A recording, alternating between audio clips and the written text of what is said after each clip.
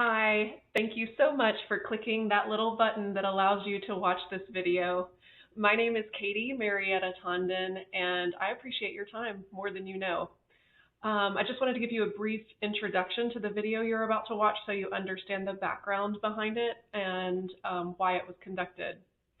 So I am the founder of Lit Up, and I am on a mission to connect spiritual seekers who are experiencing a spiritual awakening with vetted, trusted light worker practitioners who can help them on their journey.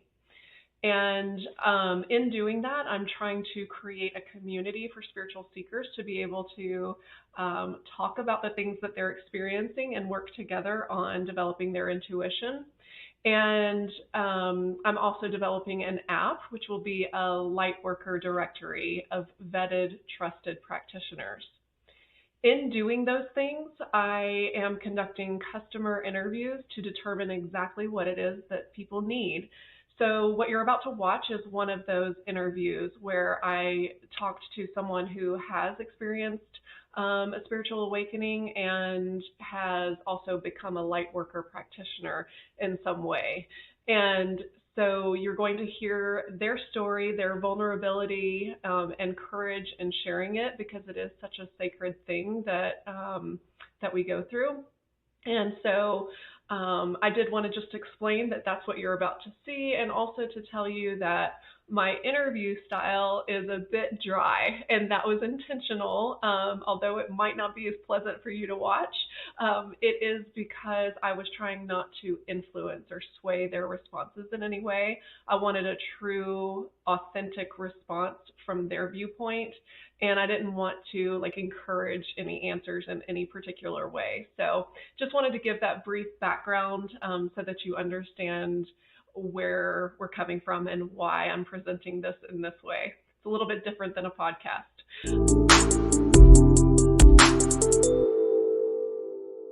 So thank you so much for joining. So I'm on with Jesse Herriott. I'm super excited to get your insights and your background, your experience, not only from your personal experience, but you also work with so many people who have gone through some wild things, I'm sure. And you probably heard a lot of experiences. So you have like a bird's eye view, I think, about what this experience can look like and how it can disrupt our lives, but also for the better.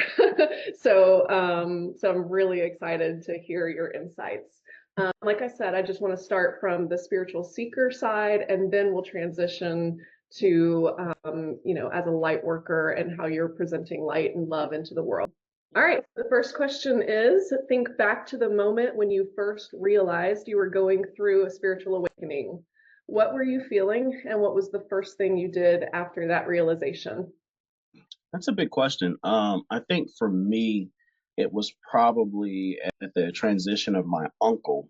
I was 8 years old, and we were close, and he was the guy, the cool one in the family, and he died so suddenly and tragically. I think he was in his 40s. Showed everybody how to dress, hair, skin, took you to all the cool barbershops, music.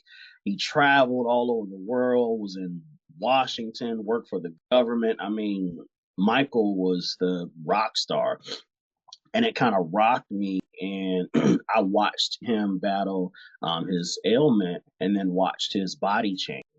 And it was the first time I had ever been that close to death, although other people had died in the family. And I can remember maybe a couple weeks after he died, they asked him, Michael, how are you doing? And of course, he was in pain and had the morphine and all that other stuff. So my 8-year-old mind could kind of pick up on that. And his response was the thing I think that triggered me. He said, I'm at peace. Mm. It was weird because he had gotten down to about 80 something pounds, I think. And he wasn't the Michael that I remember, but I could see his mind and his intelligence was still there. And so after his transition, I want to say maybe like a year into that, I had this dream, like this lucid awakening dream, and it was just this deep calling where I felt like this voice was calling me into something to work with people, to lead, giving me instructions, all that other stuff. And I didn't know what any of that means. So I turned to the faith traditions, and Christianity was the tradition of my upbringing, and just all those various changes, and let my mom into various forms of spiritual practices and churches. But the ministers there, because they saw the depth of that calling, and I would always tell them about those dreams, it opened up an early platform for me. So by the time I was 11 years old, I was going through a different form of catechism and schooling. And by the time I was 12, I was ordained. I was a 12-year-old ordained minister, the youngest in my town, the youngest in my city. They did the whole newspaper thing, and there were cameras. And so, back in those days, I call them the old days. They called it your trial sermon, because they would try you to see if your calling was actually sure. And so, Sure. after teaching and all that other stuff out, any sort of formal training, just informal in-house, whoever the minister was that had went to seminary, they saw that I had a knack for what's called exegesis. It's just looking at sacred literature, looking at where it comes from, the history, the culture, some of the original languages. So I could remember my mom taking me to the bookstore and getting my Strong's Concordance. And when I saw that Strong Concordance in Greek and Hebrew and Aramaic, my mind was blown. And that was the beginning of my journey. We went, I think the original church where I ministered at, because I eventually became a youth pastor at 12, and then the minister would go out of town and I preach in their stead, raise the offering and work with admin, and still had to wake up and catch the school bus at 7 because I was in middle school, like 7th grade. So it was weird. So I was the kid in middle school who was the minister, and then on Sundays I'd be dressed in civic attire, black with the tiny collar. And so it was an interesting experience. And then I was reordained at 14, because I had gotten older by that time, and I realized that it was changing because life was changing.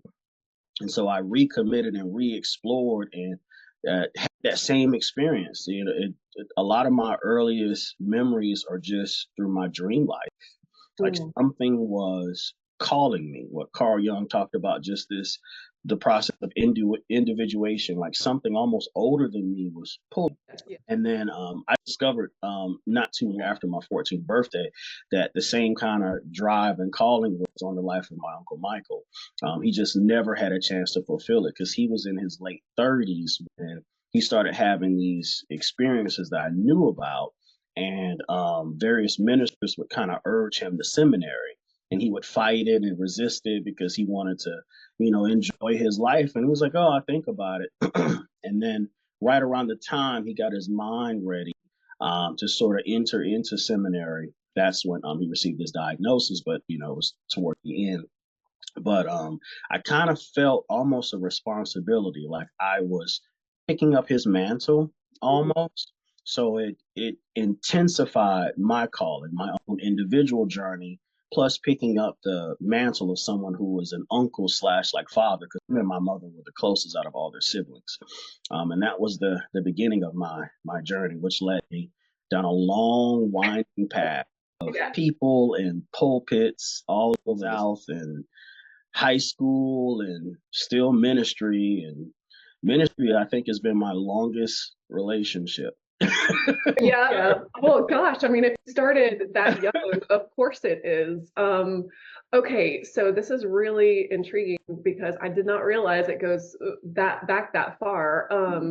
So tell me about like that transition from being raised in Christianity to where you are now. Like, did you have support, or like what did that look like as far as coming to terms with a different belief Hmm. system than being raised strictly Christianity? Or you can even tell me, what your beliefs are now in relation to Christianity and how that's adjusted. But really, I kind of want to know about like that change or that shift in your belief system and how you aim to embody it despite like the conditioning and the rules that we're raised with.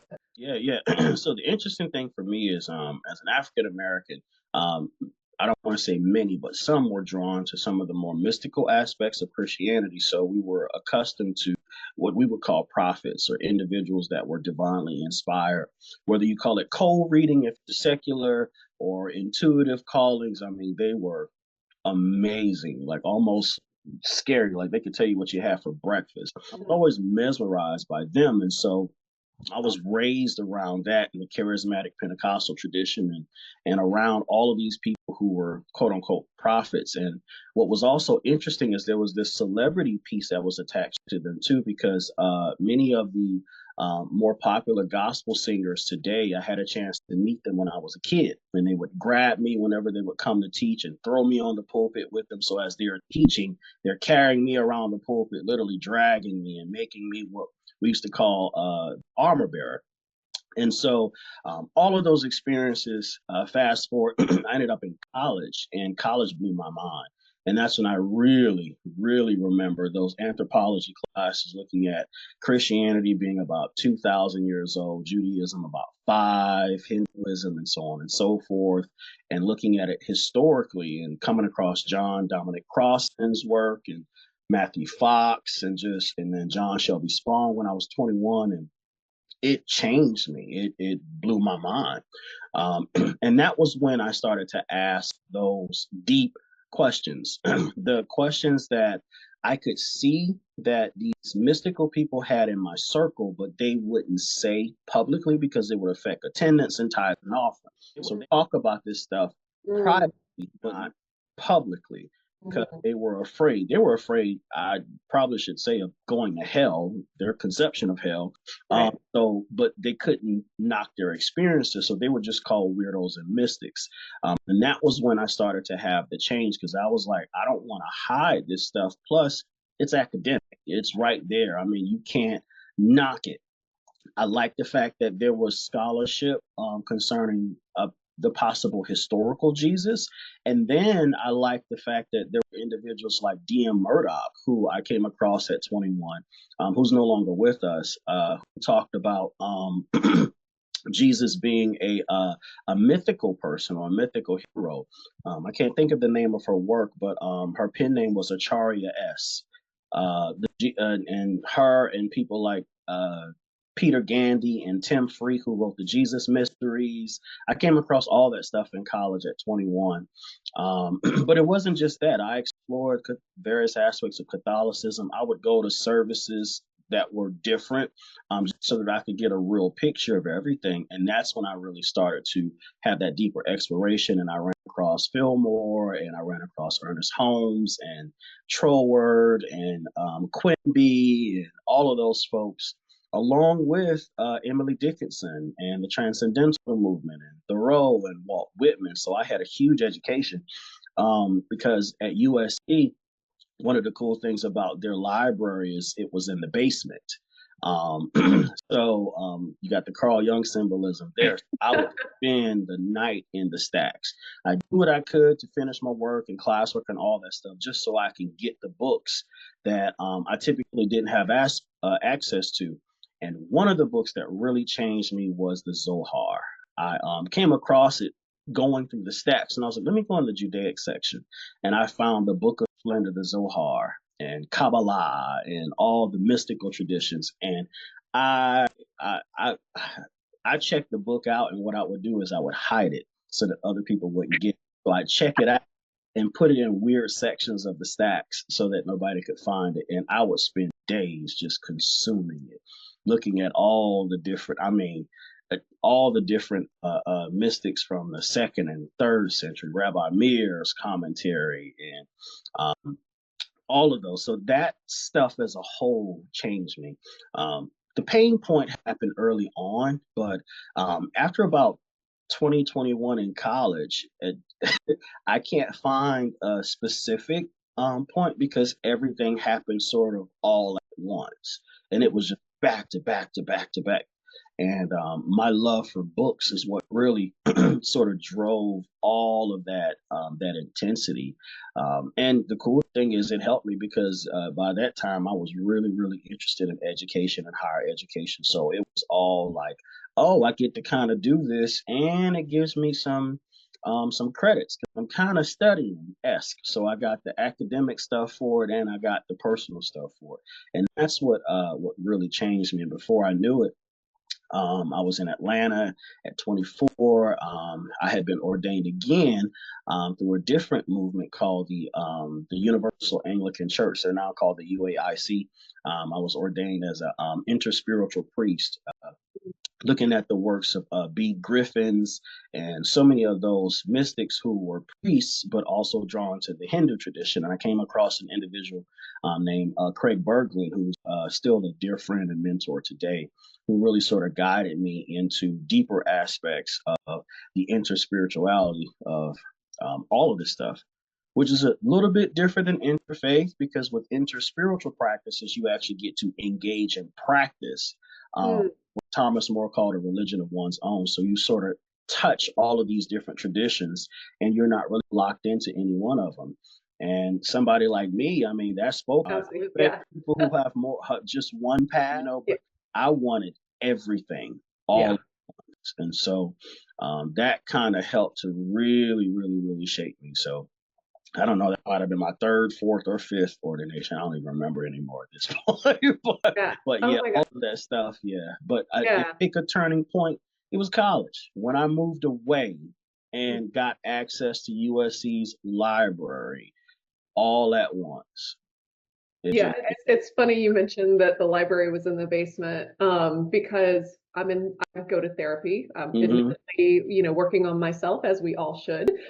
But there was one point where I mentioned about something that happened in a basement, and I was like, oh wow, and I'm going into the basement of my shadows here too. Like, going down low into all those deep feelings, and it just happened to physically represent in a basement as well. And it's like, wow, that's the symbolism of that is just, you can't ignore it. Oh, all of that's the unconscious. It is. And, later on, I realized all of that was just a metaphor for my own mind, that I could have it. I could have as much as I want to. And it wasn't for teaching purposes, it was really for me. The teaching aspect came later on, but it was just me and my journey. And even now, as a teacher, um, the work is still personal. In fact, share it as a plus, but if I didn't have opportunities to teach, I would still be doing this just for my own personal edification. One, because I'm a nerd, I love it. And then two, because of the spiritual connotations with it. I see its applications in my regular everyday life. Yeah. Oh, absolutely. Yes. The more you dive in, the more you want to know. And then the more you see how it's all happening the way you're finding out about it. And it's magical. So, okay. So talk to me about, because your journey was very, sounds like solo exploration, which a lot of, spiritual awakenings or journeys like this are, a very alone type of experience. However, there are times where we need to seek out, assistance. Sounds like most of your assistance was through books and reading and having your own interpretation of what you were reading. But did you ever seek out mentorship or, light work practitioners, which that's what they're called now. That's not what they were called then, but like people who could guide you in this mysticism, and what did that look like as far as reaching out to them? And, how did you determine how you would work with people? Yeah. There were teachers along the way. It's like the hero's journey. You meet sometimes you meet a teacher, or maybe one or two, or like in the Buddhist tradition, you have your root teacher. And then I had several. DM Murdoch was hugely influential. I mean, the fact that she transitioned on the winter solstice is still like with me. But she gave me access to everything, and her information was sort of on the surface, but also underground, because there were many people who were using her work, but not necessarily referencing her, because she was sort of autodidactic, had done the work at the level of the academy, but didn't complete a PhD. So she worked outside of the academy. So all of her work on the Jesus mysteries and Jesus as a solar deity and the interconnectedness between all of the traditions and Greek mythology and all of that, she had done that stuff for years. So she was a an amazing teacher. We communicated a lot via email because she was always busy. Craig Berglund, a dear friend and teacher of mine. I mean, he came along when I was, like I said, in my early 20s.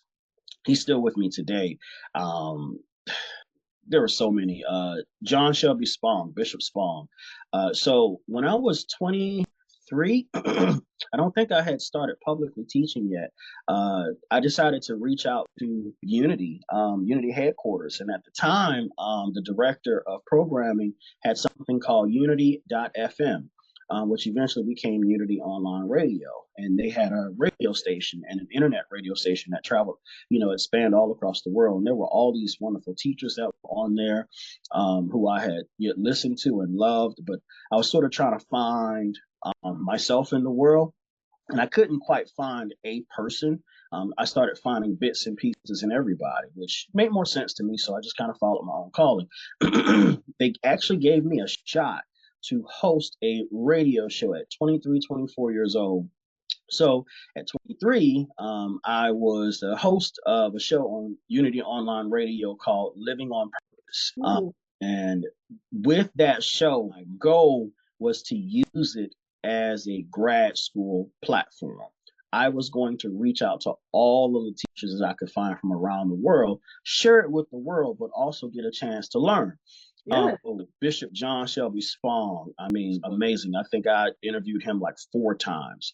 Powerful teacher. If I could pick a singular root teacher outside of Bishop Craig, it would probably be Bishop John Shelby Spong, who really gave me the history of Christianity in the West and in the East and all of this other stuff, because he wrote tons and tons of books.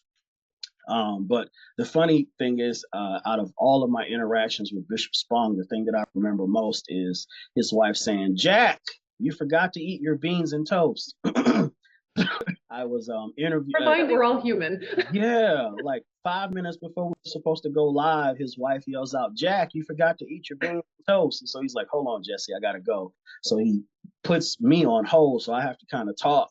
Then he goes and has breakfast with his wife, and then comes back and says, "Sorry about that," and then goes right into like taking me to school, literally. And luckily for me, Unity allowed me, once the show went off air after about 2 years, take those podcasts and then put them online. So they're available online. Okay. But John Shelby Spong was a teacher of mine. John Dominic Crossan, almost everybody on that I interviewed. Howard Falco was a powerful teacher of mine who wrote the book I Am and a couple other books. Because these are all primarily, like, I guess I would call them knowledge workers. Like they are, like you, they're just capturing all this knowledge and then, putting it back out. Did you ever seek out any kind of mystics or energy healers or someone to help you with your chakras or anything in the I mean, I don't know if I call it the traditional sense of what a light worker practitioner is now, but anyway, did you ever seek out anyone, maybe not so much in the knowledge capturing mentorship and more on the like energy work side? For the energy work side, not really. Only because I learned quickly on that my calling was knowledge. So for me, the not so much the brain stuff, but the book stuff was my thing. And I was able to make connections in history and look at Thoth in Greek or Tahuti in Egypt, and all of these symbols of knowledge keepers and scribes and writers all throughout history, and that was their thing. And so it eventually dawned on me that this was mine. And so although all of that stuff was there, what really drew me was the knowledge. So I explored a lot of those paths, but none of them really stuck with me like books. Like, as boring as it is, they gave me so much light. I mean, i.e., the Zohar, the Book of Splendor, is called the Book of Light. And so I was able to find light just in books. And Ismail Lagardian, who isn't really a religious teacher, he is a political economist. When I was in college, just the light from his knowledge concerning administration and politics and economy. He was a part of the team that helped to reestablish the government in South Africa when Nelson Mandela got out of prison. So he was a teacher and a friend of mine. So unlike some, I actually found light in the entire body of human knowledge, not just in the spiritual stuff, but I started to see light in the liberal arts and in the humanities. And that's when I met Thomas More. Thomas More, I reached out to him via email and established an email relationship, just talking with him and gaining insight. He told me about all of his books, and so I went and got him A Religion of One's Own, The Magic of Everyday Life, the big one that I can't think of that he really became famous for. And then I discovered his mentorship with one of the pupils, Hillman, of Carl Jung, who was actually a direct student, I believe, of Carl Jung. And so I discovered Hillman's work, The Force of Character, and all of these things that don't seem like that, but my trajectory came that way. And there are explanations even in the Buddhist concept about people who find light just through knowledge. I believe that it's sort of genetically a part of them. And I can tell you stories from childhood connecting that together. I was the one that my mom sent to the door whenever she would get knocks and salespeople would come to the door. And I was the one that had to sit and talk with them and listen to their sales pitch. And as a nerd, the Scholastic Book Fair was like my jam. Yes. So I like spazzed out, and it was just books and books and books and books.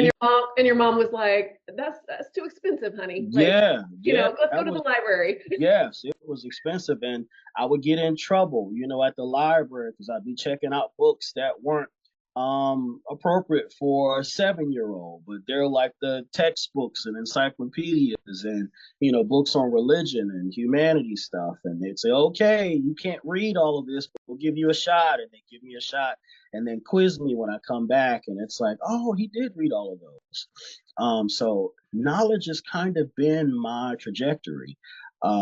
Just not to be boring and nerd. No, I mean, look, we all have our niche, and you found it early, and that's beautiful, and it led you to self-actualization, realizing exactly what you were meant to be, and so that's a beautiful thing. Yeah. So, but it does sound like you found these people, and it kind of seems like it flowed pretty well for you, in that like you were in the right place at the right time, finding the right mentors, the right teachers, that kind of thing. Did you ever have any times where it was super challenging for you? Did you ever have any like complete doubts about the direction you were taking? Anything that was like,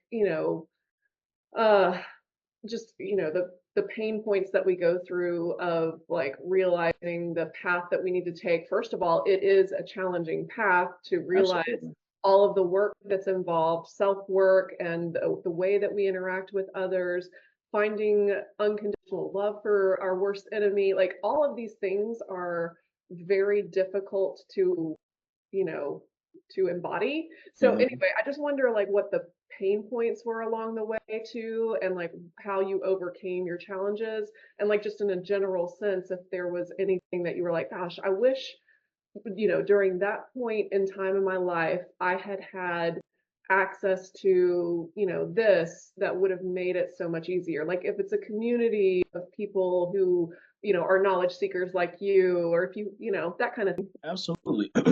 The whole entire process was I can put it together now looking back, but the whole process was painful because I couldn't find anyone like me.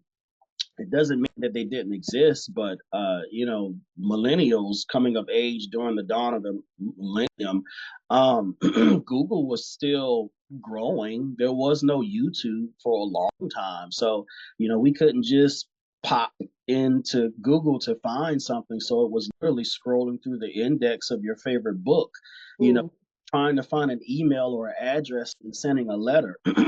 And then by the time I became an adult, all that stuff was available, but it's overwhelming and it's a lot. But I was never able to find myself like that. And that was the struggle, because I had to sort of move along one step at a time. So I used education as sort of my guide. So as I was growing academically and figuring out career and wanting to teach and all of this other stuff, and on the college level, um, I noticed that spiritually I would find another teacher. So as I would complete whatever path, then there would be another person, and then another person, and then another person. But it was painful along the way because I could see others around me who seemed to be happy with they had found a singular teacher to sort of pour into them. I mean, I even had trouble with guidance counselors in high school. Like nobody could seem to just say, "Hey, Jess, do this, then that, then Yeah. that, then this is coming." That wasn't my path. I had to have many teachers. It's like sacred text says, though we have 10,000 instructors, we have not many spiritual parents, according to the mystic Paul.